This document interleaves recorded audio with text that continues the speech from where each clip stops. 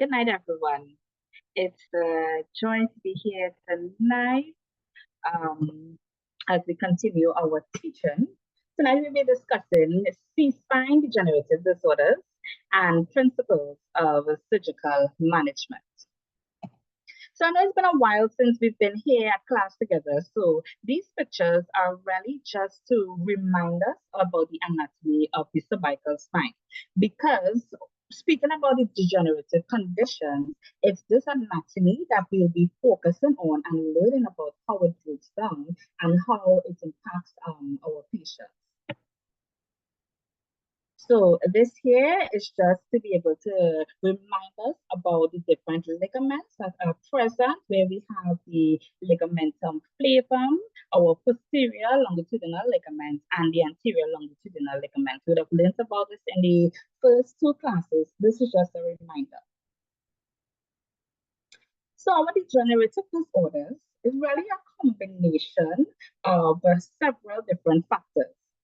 So it can be intervertebral disc degeneration, where there's osteophytic spurs or protrusion of disc material, or it can be congenital cervical spinal stenosis, and these are frequent in persons with achondroplasia. There can be hypertrophy of surrounding structures, whether it's the lamina, dura, the articular facets, and ligaments. Ossification of the posterior longitudinal ligament, and it can also be subluxation, where there's disc and facet joint degeneration, where it can occur as a result of persons being involved in MVAs, falls, rheumatoid arthritis, or Down syndrome. So with this, there's bony compression secondary to incompetence of the odontoid process or transverse atlantal ligament. So the first condition we'll speak about would be cervical spondylosis. Now, spondylosis is a natural aging process of the spine characterized by degeneration of the disc and the four joints of the cervical motion segment, which would include the two facet joints and the two unconvertebral joints of Luschka. So degenerative cycle would include one, disc degeneration. So we have first disc desiccation, then there's loss of disc height, where then eventually starts bulging, and then there's possible disc herniation. Followed by that, we have joint degeneration, where there's uncinate spurring and facet arthrosis. Then our ligaments also degenerate, where there's ligamentum flavum thickening and infolding secondary to loss of the disc height. And lastly, there'll be deformity occurring, where there's kyphosis secondary to loss of disc height, with resulting transfer of load to the facet and unconvertebral joints, leading to further uncinate spurring and facet arthrosis. So some of the symptoms from cervical spondylosis that persons can experience as a result of nerve root compression. So this can happen as a result of foraminal spondylitic changes, secondary to controcer spurs of the facet and the unconvertebral joints, posterolateral disc herniation or disc osteophyte complex. There can also be central cord compression, which leads to a clinical condition of myelopathy. And this is present when the canal diameter, is less than 13 millimeter. And it's worse during neck extension, where the central cord is pinched between anteriorly, where there's the degenerative disc, and then posteriorly, where there's the hypertrophic facets and the enfolded ligamentum. So some investigations we'll do would be, one, we take some x-rays, and it's common to find on our x-rays osteophyte formation. There can be disc space narrowing and end plate sclerosis. So with the lateral x-rays, as you'll see here, we are able to assess the size of the canal and the sagittal alignment. And then they can also take flexion and extension views, where we look for compensatory subluxation above or below the spondylitic segment.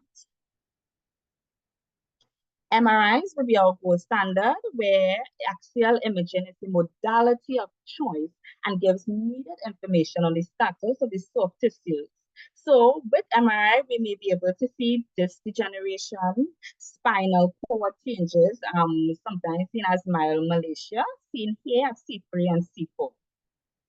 For those who are not able to have MRI, there's CT myelography, which is able to give useful information on the bony anatomy.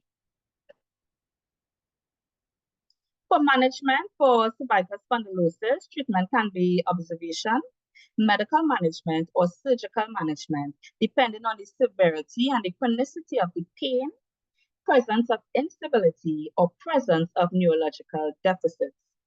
Now, the mainstay of our non-surgical treatment is a 4 to 6 week course of physical therapy, including isometric and resistant exercises to strengthen the neck and the upper back muscles. There's also pharmacologic agents, including NSAID therapy, oral steroids, muscle relaxants, which can be prescribed before pain relief. Surgical options would be considered in patients with severe or progressive cervical myelopathy, as well as those with persistent axial neck pain or cervical radiculopathy following failure of our non-operative measures. So the anterior approach would involve a cervical discectomy or capectomy, followed by fusion with autograft, allograft, or artificial intervertebral disc. Now, here I'm only just mentioning the different options that are available. If time permits, later on in the night, or perhaps at our next class, we will discuss in depth the different anterior and posterior approaches. So posterior approach will consist of partial discectomy, laminotomy, or foraminotomy, laminoplasty, and laminectomy. Foraminotomy, alone is adequate in patients with foraminostenosis due to bone spur formation and or late disc herniation. Now we'll discuss our herniated nucleus pulposus or herniated disc.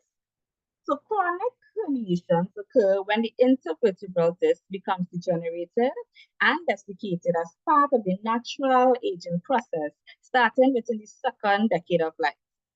So this degenerative process of the less hydrated and more fibrous nucleus pulposus fails to withstand the compressive loading, resulting in uneven distribution of forces to the surrounding annulus, which leads to the formation of radial tears.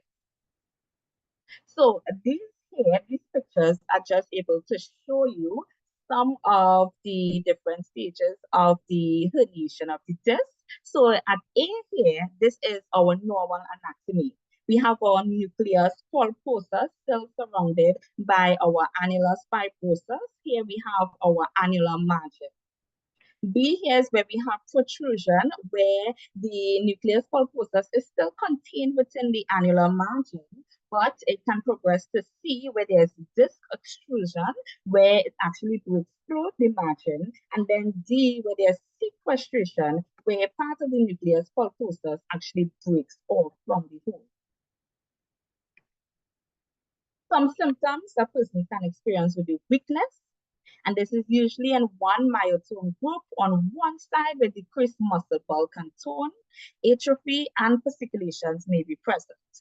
Sensory loss will follow a dermatomal pattern and will be the same nerve root distribution as the weakness. So some signs can be the Sperling test and the axial manual traction. So with the Sperling test, we actually want to put a downward pressure on the patient's neck. And when you do that, it actually causes exacerbation of the pain. While the axial manual traction test, the patient lies supine and you are actually applying that traction to the neck and they can report actually relief of their symptoms. Investigation would be our MRI. And with our herniated disc, these appear as focal asymmetric protrusions of this material beyond the confines of the annulus. So our herniated discs themselves are usually hypointense. However, because disc herniations are often associated with a radial annular fissure, high signal intensity in the posterior annulus is often seen on sagittal T2 weighted images. In addition, of course, we can do our CT myelogram if if our patients have contraindications to having MRI done. The management will be 6 weeks of conservative treatment, physical therapy with cervical traction and analgesia. And if that fails, we can go forward to a surgical approach where anterior cervical discectomy or the posterior approach. Next, there's ossification of the posterior longitudinal ligament. So the normal posterior longitudinal ligament contains collagen and elastin fibers which extend from the cleavus to the sacrum and is up to 1 to 2 millimeters in thickness. Now, in ossification of the posterior longitudinal ligament, fibroblastic hyperplasia and increased collagen deposition produce hypertrophy of the ligament. Progressive mineralization and cartilage ingrowth occur, resulting eventually in Hawaiian canals and mature bone. Now, OPLL is more common in our Asian population and is attributed to genetic and environmental factors. Some of the multifactorial causes would be mechanical stress on the posterior longitudinal ligament, has links to hypertension, obesity, and hypothyroidism. Now, OPLL is frequently associated with something we refer to as diffuse idiopathic skeletal hyperostosis and diabetes mellitus. So just a short note on DISH, or diffuse idiopathic skeletal hyperostosis, is a condition that causes ligaments to become calcified and hard. So the ossifications are classically described in the spine as flowing ossifications along the anterolateral aspect in at least 3 successive vertebral levels or 4 contiguous vertebrae. Now, preservation of disc height and lack of significant degenerative changes at the involved vertebral segment is what can differentiate DISH from degenerative spondylosis. The absence of ankylosis at the facet joint interface and the absence of sacroiliac joint erosion, sclerosis, or fusion is what will differentiate our DISH from ankylosing spondylitis. What we can also see with DISH is enlarged bony bridges present in the C-spine. And myelopathy or radiculopathy may occur as a result of the hypertrophied ligament, causing direct spinal cord compression, or ischemia, and nerve root compression or stretching. So here we have different classifications for OPLL, where we have the continuous classification here, where you see ossification of the posterior ligament occurring across the vertebral bodies and the spaces. Then there's segmental, where it occurs just over the vertebral bodies, and then there's mixed, where it's a combination of both the continuous and segmental. And then lastly, there's this one here where it involves only the vertebral disc space. Imaging for this ossification manifests as increased radiodensity and is present posterior to the vertebral bodies, disc or both. Radiographs are less sensitive than CT since OPLL is often superimposed on the facet joints on lateral radiographs and may be easily overlooked.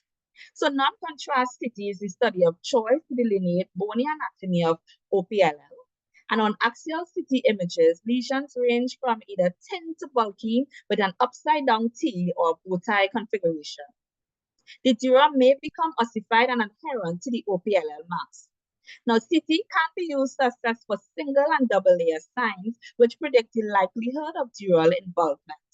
So the single layer sign is used to describe a lesion that is uniformly hyperdense, and the double layer sign describes a lesion possessing both anterior and posterior hyperdense rims separated in between by a hypodense area.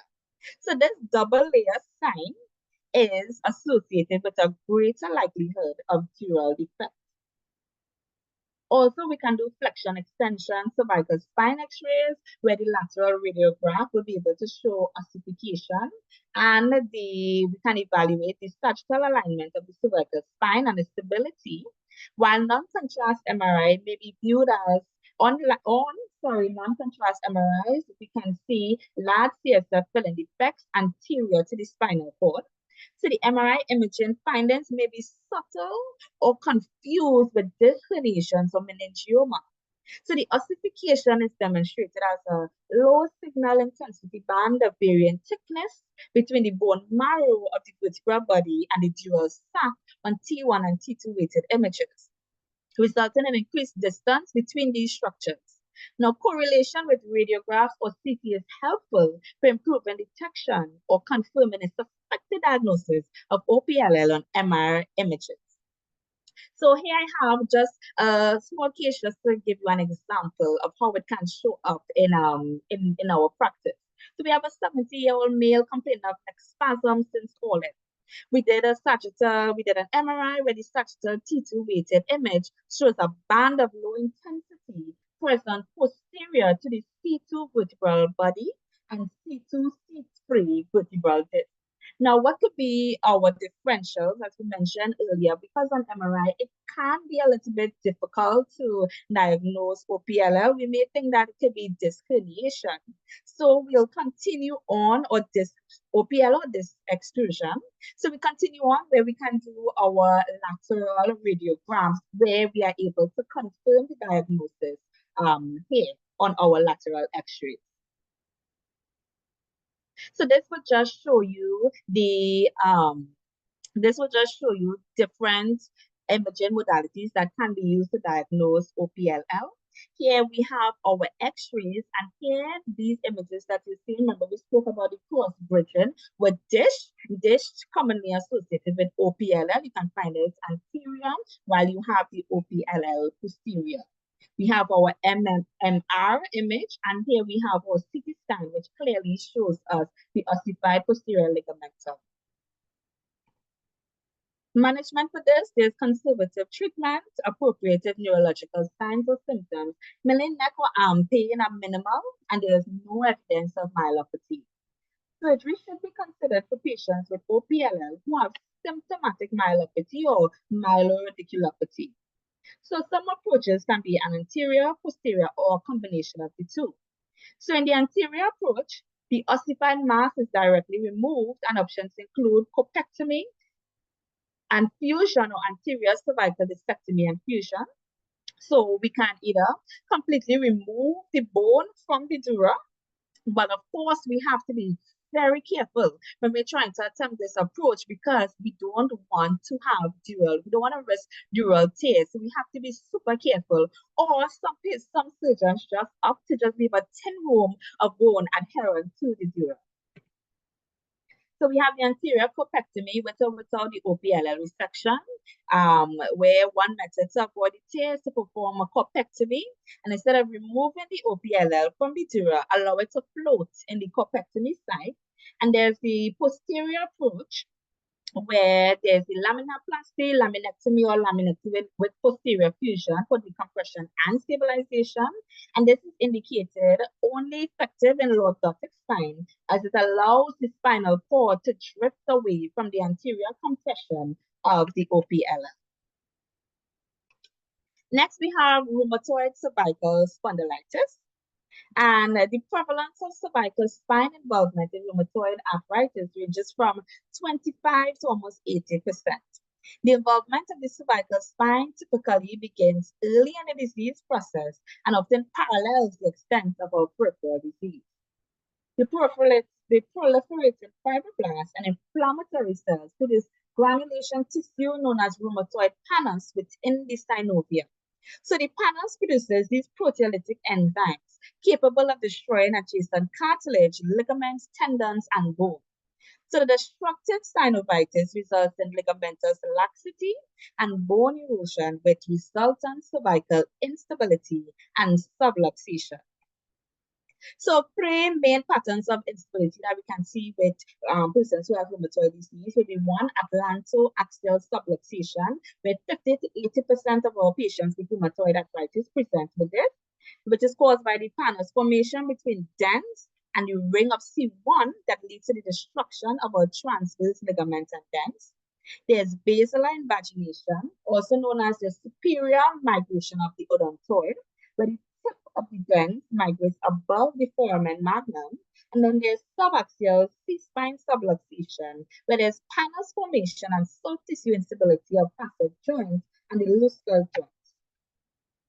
So with our atlantoaxial subluxation, there's inflammatory involvement of the atlantoaxial synovial joints, resulting in erosive changes in the odontoid process. Anteriorly at the synovial joint with the C1 arch, and posteriorly at the synovial joint with the transverse ligament. So there's decalcification and loosening of the insertion of the transverse ligament on the atlas.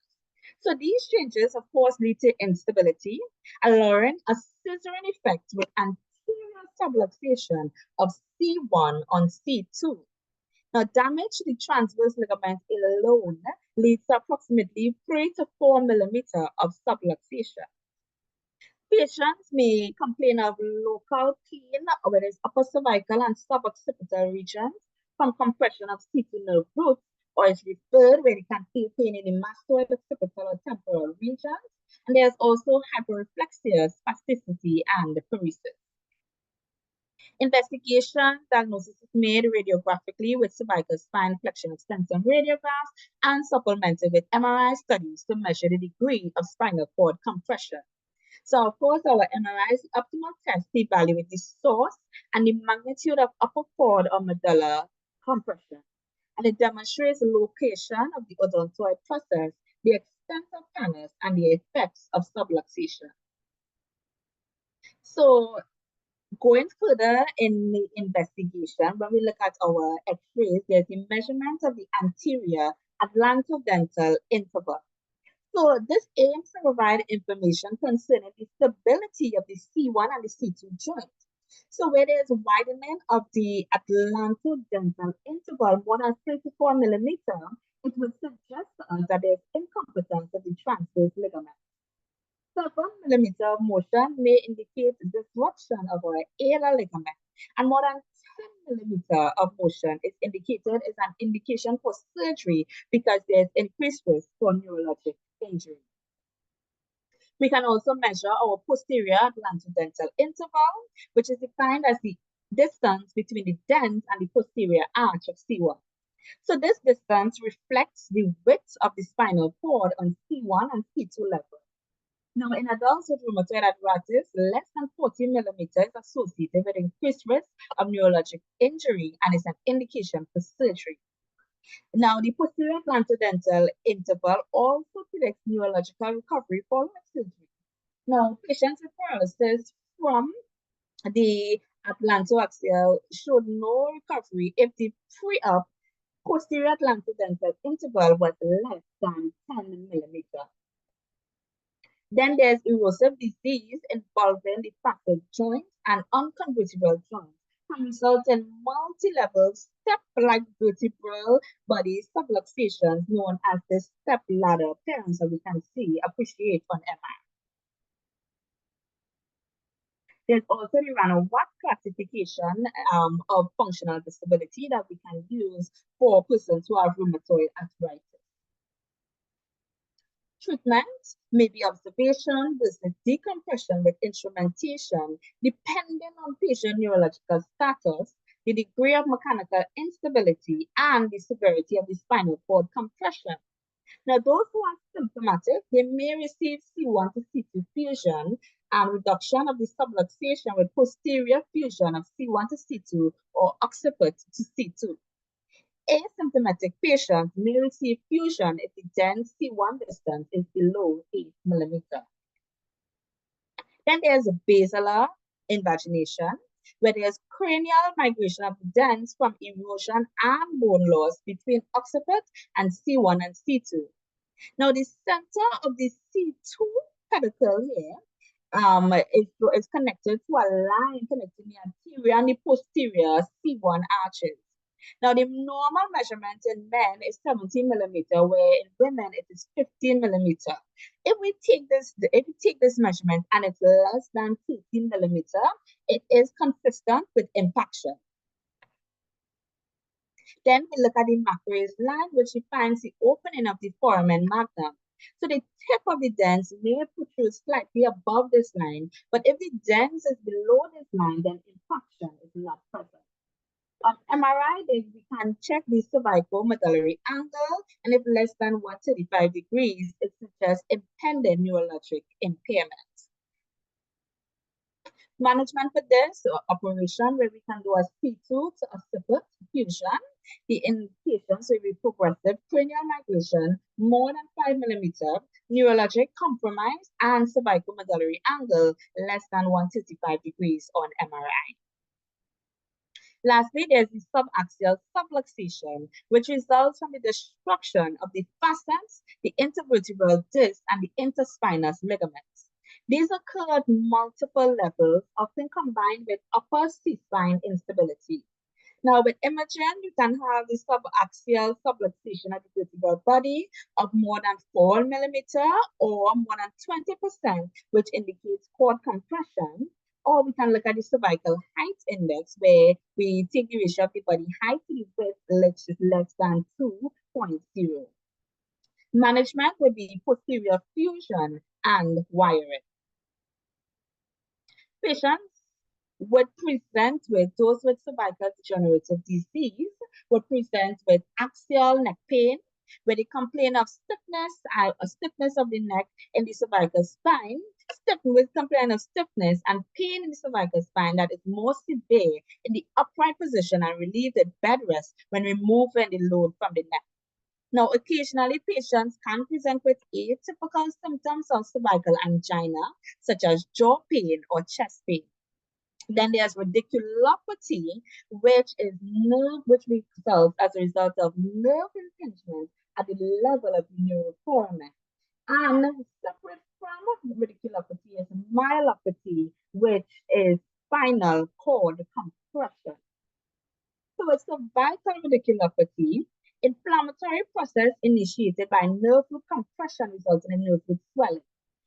Sensation is affected, where complaints of neck and arm discomfort range from a dull ache to severe burning pain radiating along the sensory distribution of the nerve root that is involved. Tingling, numbness, or loss of sensation may be some of the complaints that our patients say, and there can be motor dysfunction where there is weakness, decreased muscle bulk, and tone. So the signs, the pain is relieved from holding the arm up on the ipsilateral side of the compressed cervical nerve root, where there's increase in the foraminal surface and lessened radicular pain. We spoke earlier before about the swirling set, where the patient's head, the neck is extended, the head rotates towards the affected shoulder, and we place this axial load on the spine. So where there's reproduction of the patient's shoulder and pain, this indicates a possible nerve root compression. Our patients may even come to clinic with their head tilted away from the site of injury and holding their neck stiffly. Then there's cervical myelopathy, which is mechanical compression. It involves mechanical compression and vascular compromise. So our patients present with limited ability to perform fine motor skills. So they say, Doc, I'm having issues with buttoning a shirt or even combing my hair or holding small objects, I have slow, stiff opening of the fist where they may have weakness of triceps and hand intrinsic muscles. In cases of lower extremity signs, patients typically ambulate with a wide bait gait and weakness. There may be bladder dysfunction and spasticity where there's sustained muscle contractions, hyperreflexia, and pathologic reflexes where there's Hoffmanstein and positive Babinski. Now, with myelopathy, what you can find is some spinal cord syndrome. So there could be motor system syndrome where primarily the corticospinal tract and the anterior horn involvement with minimal or no sensory deficits. So on presentation, our patient may have a mixture of lower motor neuron findings in the upper extremities and upper motor neuron findings in the lower extremities, which can mimic ALS.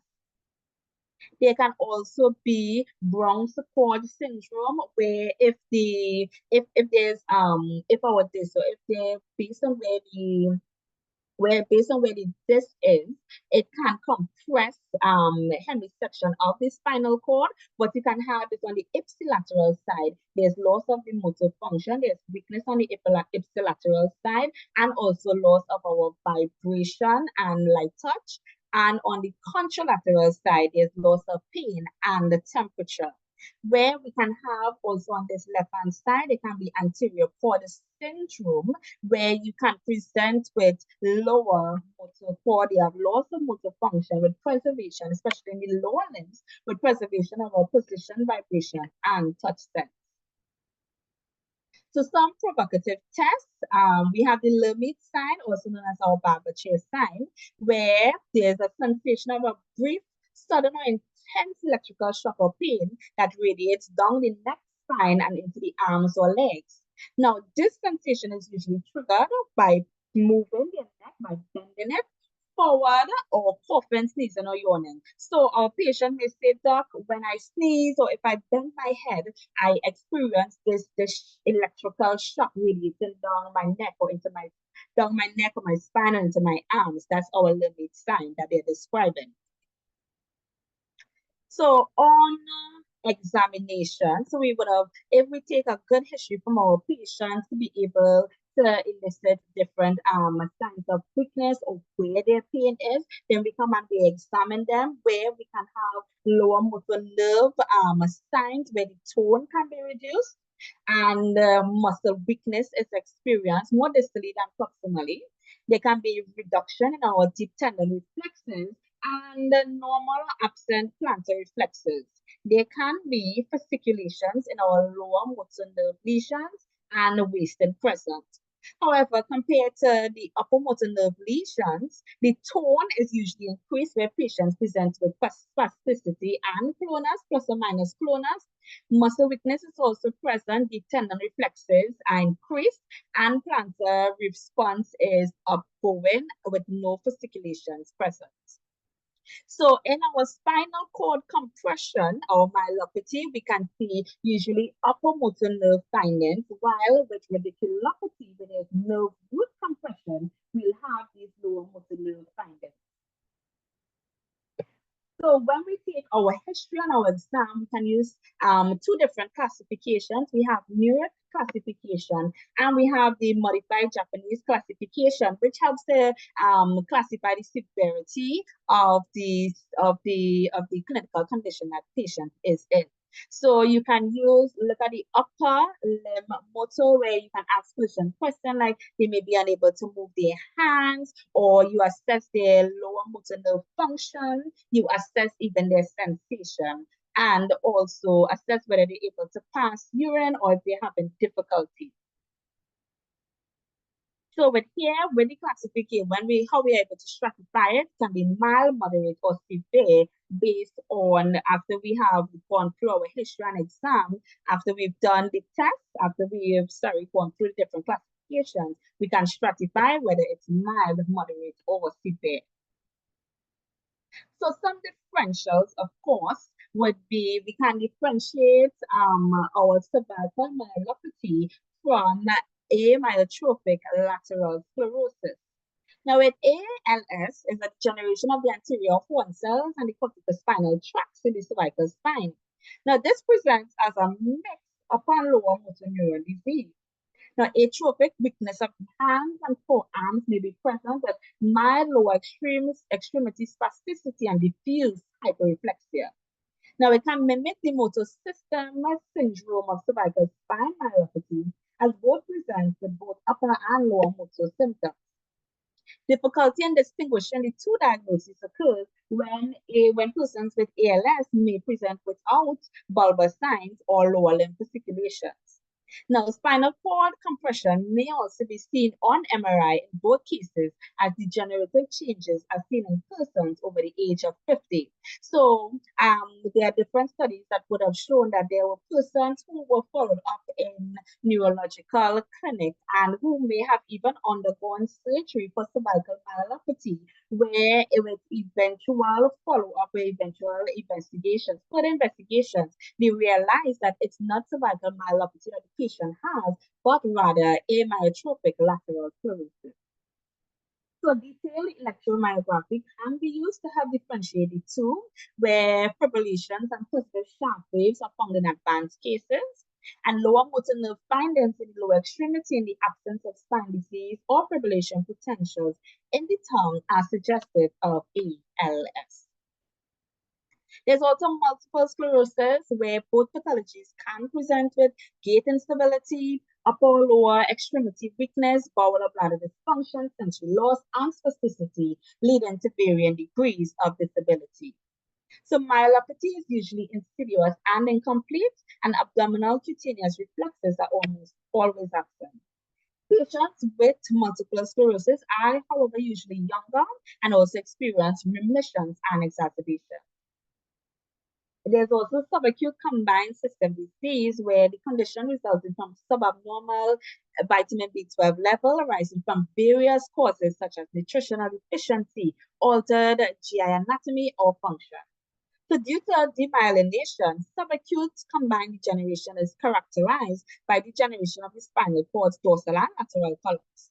Lateral corticospinal tract dysfunction causes muscle weakness, hyperreflexia, and spasticity. Now, stiffness is often the initial symptom of lateral cord involvement. Other signs of upper motor neuron damage, such as ankle clonus and Babinski signs, may be present. So the dorsal column involvement would lead to impaired tactile discrimination, proprioception, and vibration sense, while the earliest symptoms of dorsal column involvement are paresthesia, observed in the form of tingling, burning, and sensory loss of the distal extremities. In addition, limit sign may be present.